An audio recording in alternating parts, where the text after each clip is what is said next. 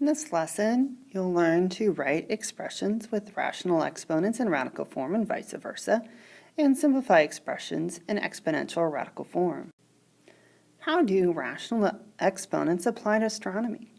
Astronomers refer to the space around a planet where the planet's gravity is stronger than the sun's as a sphere of influence of the planet. The radius r of the sphere of influence is given by the formula r equals d times m sub p over m sub s to the 2/5, where m sub p is the mass of the planet, m sub s is the mass of the sun, and d is the distance between the planet and the sun. You know that squaring a number and taking the square root of a number are inverse operations. But how would you evaluate an expression that contains a fractional exponent as the one above? You can investigate such an expression by assuming that fractional exponents behave as integral exponents. So we know that b to the 1/2 squared, by definition, is squaring. You're taking something times itself. And power times a power, we add exponents. So 1/2 plus 1/2 is 1, or simply b to the 1 is the same as just plain b. Thus, b to the 1/2 is a number whose square equals b. So it makes sense to find b to the 1/2 as the square root of b. For any real number b and for any positive integer n, b to the 1 over n equals the nth root of b, except when b is less than 0 and n is even. So 8 to the 1/3 is the same as the cube root of 8, which is 2. I think you're going to like these. A to the 1/6 in radical form is just the 6th root of a. M to the 1/2 is just the square root, and so we don't normally write the 2, the index, of m. And it's just as easy moving the other direction, so we've got the 5th root of b. It's the same as b to the 1/5. Did you hear 5th said twice there? And the square root of w is the same as w to the 1/2. Now the real fun begins when we get to evaluate expressions. Now there's at least 2 ways you can look at this one. I tend to do it, take care of the negative exponent first. The negative exponent we know means reciprocal, so 49 to the 1/2. And then square root of 49 is 7. You could have also tackled this problem by leaving the negative exponent to the end and done 49 to the 1/2 to the negative 1. Power over power, we multiply exponents, so those are equivalent expressions. So 49 to the 1/2 is the same as the square root of 49, which is 7. And negative exponent means reciprocal. So I get 1/7 either way. Again, we could tackle this with 2 different strategies. We could rewrite 2/5 as 2 times 1/5, power over power, we multiply exponents. And 32 is 2 to the 5th.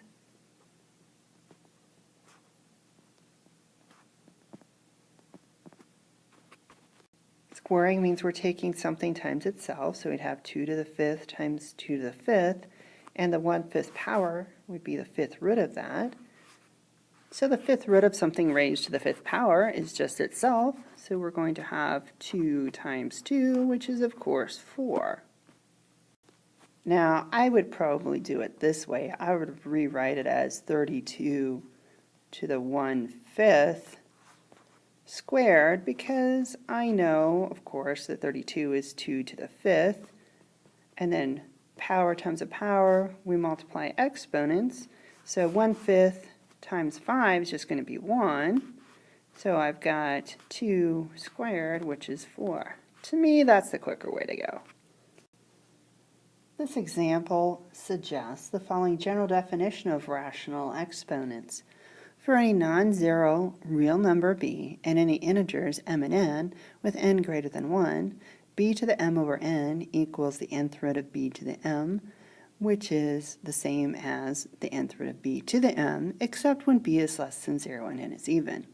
So 8 to 2/3 could be written as the cube root of 8 squared, or the cube root of 8 squared, which is 4 either way. In general, we define b to the m over n as b to the 1 over n to the m, or b to the m to the 1 over n. Now apply the definition of b to the 1 over n to b to the 1 over n to the m and b to the m to the 1 over n, and we see we get two very similar but different expressions. The formula m equals 512 minus 146,230 times b to the negative 8/5 can be used to estimate the maximum total mass that a weightlifter of mass b kilograms can lift in two lifts, the snatch and the clean and jerk combined. According to the formula, what is the maximum that U.S. weightlifter Oscar Champlin III can lift if he weighs 77 kilograms? All we're going to do is write down the formula, plug in 77 where there was a b, and type it in the calculator.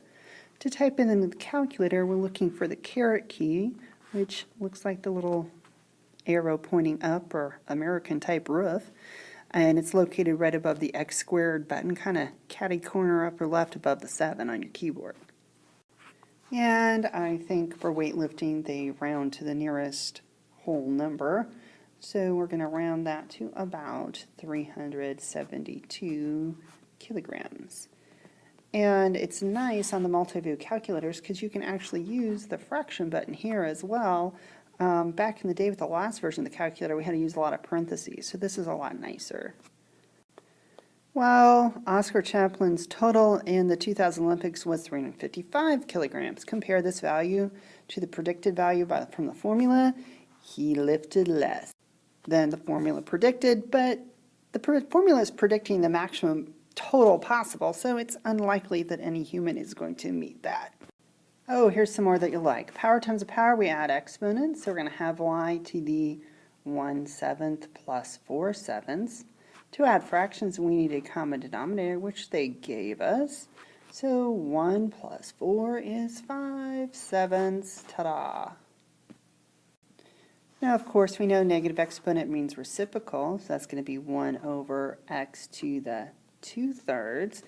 Oh, but we're not supposed to leave fractions in the denominator, so I'd like to have x to the 3/3.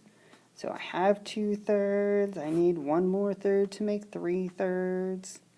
So I'm going to have 1 times x to the 1/3 is x to the 1/3. Power times power, we add exponents. So we're going to have x to the 3/3, aka 1, which would normally just be written as x to the 1/3 over x.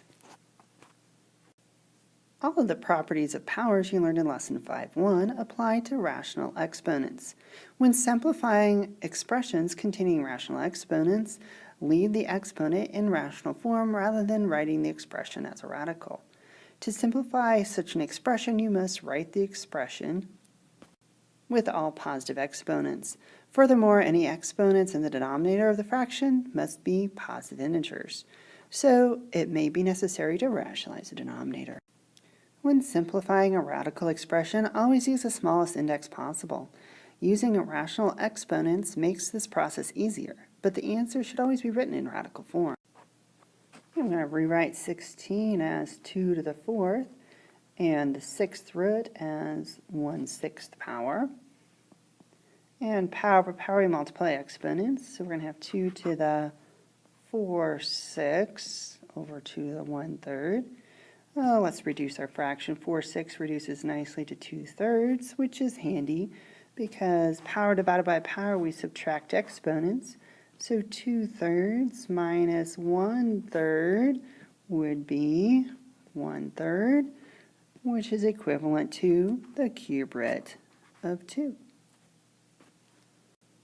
Okay, we're going to rewrite this as 2 squared, x to the 4th to the 1/6. Power per power, we multiply exponents, so we're going to have 2 to the 2/6 and x to the 4/6. If we reduce, 2/6 reduces to 1/3, and 4/6 reduces to 2/3. So I see what is the same here is they are both thirds. So I can rewrite this as the cube root of 2x squared. Some people are going to get squeamish because there's fractions in both the numerator and denominator and the exponents, but we're just going to multiply by the conjugate of the denominator. So y to the 1/2 plus 1 over y to the 1/2 plus 1. And we're FOILing, so y to the 1/2 times y to the 1/2 is just y to the 1. 1/2 plus 1/2 is 1. Plus y to the 1/2 plus another y to the 1/2 plus 1. And in the denominator, 1/2 plus 1/2 is 1 again. And then we're going to have plus y to the 1/2 minus y to the 1/2 minus 1. So our opposites cancel out. And we can combine our like terms in the numerator as well. So we have y plus 2 y to the 1/2 plus 1 all over y minus 1. An expression with rational exponents is simplified when all the following conditions are met. It has no negative exponents, it has no fractional exponents in the denominator, it is not a complex fraction, the index of any remaining radical is in the least possible number.